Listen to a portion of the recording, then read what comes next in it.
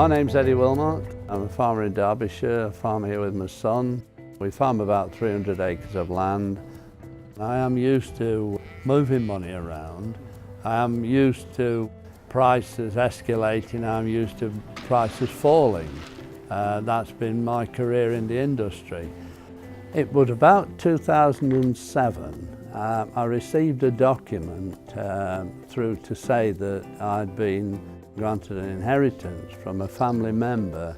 I had a gut feeling that this wasn't just right. And I was still extremely sceptical, but I go along with all this because play them a little bit at their own game in many senses of the word.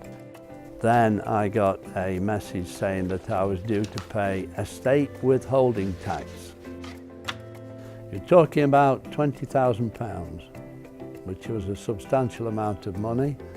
So I emailed back and saying, yes, take it out the fund, that's fine. Take whatever you need out the fund and send me the difference. We can't do that. It needs to be money up front. Now, all my advice all my life is don't pay up front. You see the goods, you pay. But I had gone through quite a period of 3 years where I was weakening all the time, to the end point when I doubted my own position. When I had weakened to the point of actually going to pay some money, I received the calls from the FCA and SEC in America. And he said, whatever you do, it's fraudulent, don't do it.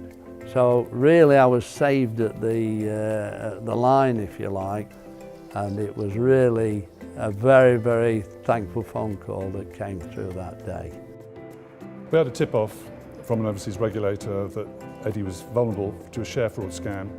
We were able to get in touch with Eddie, explain to him that the investment was not genuine, it was bogus, and he really shouldn't make this investment. He took our advice and saved himself £20,000. If it's too good to be true, it is generally too good to be true.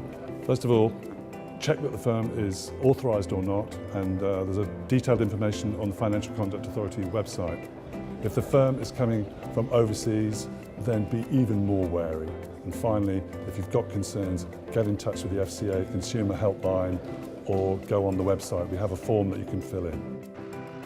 If the money we can derive from an honest business, I think is commendable, but money you derive from a source like cybercrime or whatever you want to call it, well, I wouldn't like to say what I'd like to do to those people.